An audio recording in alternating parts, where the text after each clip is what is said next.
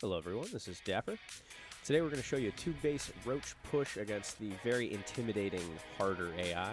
We're just going to go up against the AI because we don't want any cheeky cheese or anything coming in at us that's going to mess up the build. So we're just going to get this start to finish just so you can learn a really simple Zerg build. This is going to be really good against most Protoss builds early on, bronze through gold. This will be good against some Zerg builds unless they're going to rush you. So you're going to have to get a good scout on that, and this will be really, really good against Terran Mech, but less against mid-game Terran Bio. The advantage of this build is that you're going to get a pretty sizable force of 1/1 roaches right around 10 minutes, which is earlier than most Protoss are going to get Colossi out, and it is a lot earlier than most Terran are going to be able to get a bunch of Thors with a massive amount of siege tanks. So here we're going for a 9 Overlord. We're just going to be doing standard 15 pool, 14 overlord, 15 hatch, and then we're going to drone up really hard till about 9 or so minutes, and then we're going to hit a huge roach bump. So as you can see here, we've got our hatchery hotkeyed, we've got our camera preset over our base. We're sending our overlords out to the 2 potential spawn points in Catalina,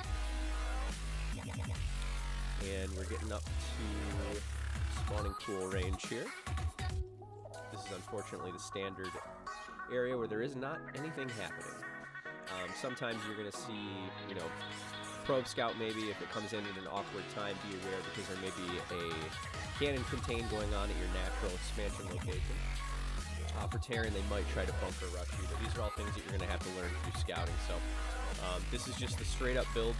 This obviously does not take into account that you're going to get cheesed. This has nothing to do with any 10 pool, speedling rush, or anything like that. So we see our spawning pool going down. Got an overlord on the way. Sending our now 15th drone down to the natural expansion when it finishes, right around 200 minerals or so. So we're going to be up at 185. He's going to sit there until we get to 300 so we can build our hatchery.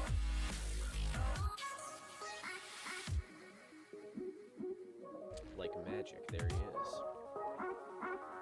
So now we're going to drone up really hard. We're going to saturate our main, and then we're going to follow up and saturate the natural. So we see that he is not in the top spawn location. So we're going to send our overlords into better locations to scout what he's doing at his spawn point. His orphan, I should say. So here we are droning. We're saturating. We've also got our queen now starting so that we can get our injects going. And we're going to get one set of Zerglings just to scout around the map to make sure that everything's peachy keen. We're not running into anything that we don't want. Because if we see some things coming at us, if he's got some, if there's any indication that he's going to be doing an early Hellion rush, we want to poke around a little bit and see what's going on, what he's got, what's out on the map. So, since we're saturating our main, we're going to go ahead and lay down a gas. A lot of people will lay down 2 gases at their natural. I've chosen this instance to just lay 1 down here because I had a firm grasp of how many drones I had at my main, but that's up to you. So we're going to inject and send our first queen down to our natural expansion. This is for defense. This is primarily in case they want to try and run a Hellion run by. You can block off the ramp and mitigate the damage. So, see, we're still saturated with full, we've got 3 on 1 gas, and we're still fully saturated in our main.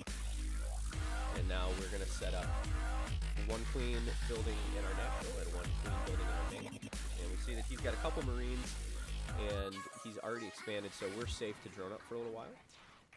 Note that we're at the 5-minute mark, so with that expansion coming down, we don't expect any aggression for the next couple minutes, so you can go ahead and drone up really hard here.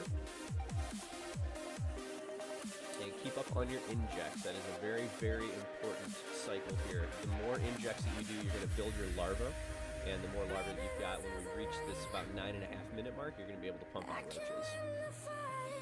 So he comes in with a scout, not really going to chase off creep, we're never going to get it, so best not to even put our queen out of position. It could have been, had that been an actual player, it could have been bait.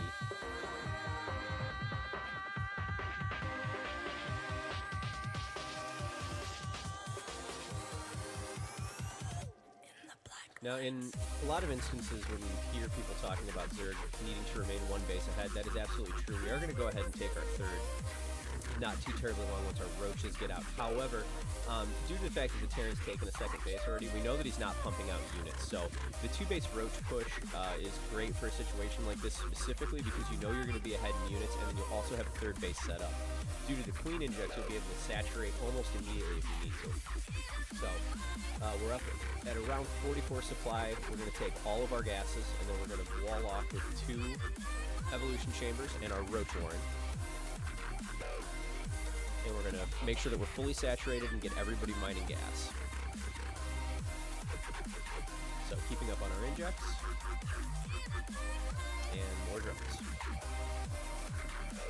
So we end up losing this overlord. That was a bit sloppy on my part. Generally speaking, you want to keep him a little bit further down and away so that he can get off there. We're going to supply block ourselves here, but all things considered for tutorial purposes, probably good to see what happens when you get supply block. So we're stuck for a second here. You have to spend a couple hundred extra minerals to get yourself out of supply block, and it is slowing you down a touch.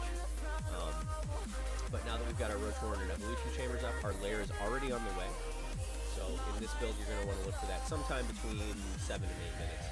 We're going to go for +1 roach attack, +1 carapace, and then roach speed as soon as the lair finishes.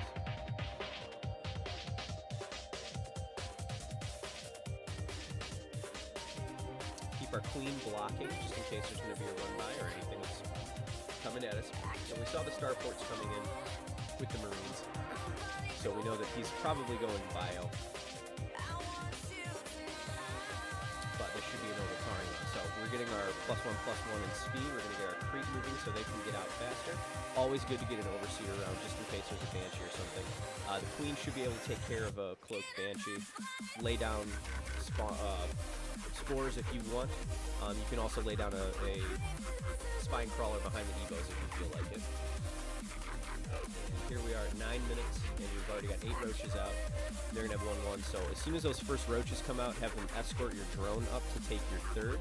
Make sure that gets set up, because again, if this goes longer than you anticipate it to go, you're going to want to have that third base up for immediate saturation. And then you'll be able to follow suit and take a fourth. So now we're just going to roach really hard, and we're at 9:40, so we're doing pretty good. We've got 18 roaches, and those are about to be 1-1 with speed.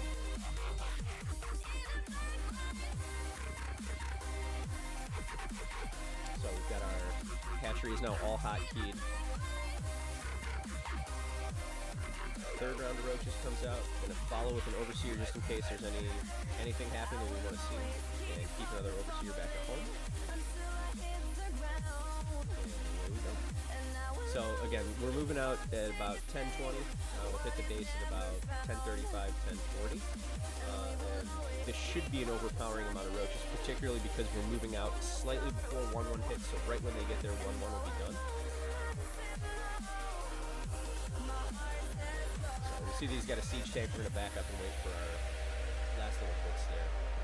We're at 21 now. We just want to wait for the last few that are straggling along to make sure that we don't get blown up. Checking our queen injects, we see that he's scouting, so we're going to move our queen into position to scare him away. 1-1 is done, so we're going to move ahead and try and pull our damaged roaches to the back. But as we see here, with the computer, it's got a pretty eclectic mix, but something that we can clean up very easily, as you see. So we're not worried about the Banshee. The roaches can push through. They're tanky enough, and in any game against a player, this is going to cause enough economic damage to either slow them down substantially and you can keep the pressure on to the point whether we'll GG, or you're just going to outright get them to quit at this point because you've already destroyed their economy. You're a full base up on economy now. You could saturate your third if you wanted to, but in this instance we're just going to hit another batch of roaches because of our queen injects, we're able to keep about 25 or 30 larvae ready. So we're just absolutely decimating the economy, and this is about the point, if we're playing an actual player, where they're going to GG out.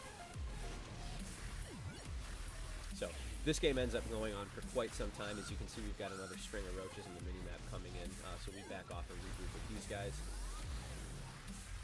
And that gets us back up to 28 roaches, which, again, after the economic damage that you just did, this right here will be a GG. So the computer keeps going. We end up having to kill almost everything, but, you know, If you have to, wrap around here, do more economic damage, but this is going to put you in the best possible position against any player. So that is our bronze to gold tutorial on how to do a 2-base roach push. You should also check out our other video on how to scout a 2-base muta aggression, because that's going to give you a good idea how to start mixing these builds in and do some different things to protect yourself on the fly on the ladder. So again, this is Dapper. Check out our other videos and twitch.com/Dapper, or twitch.tv rather /Dapper the Gamer, and have an excellent rest of your day.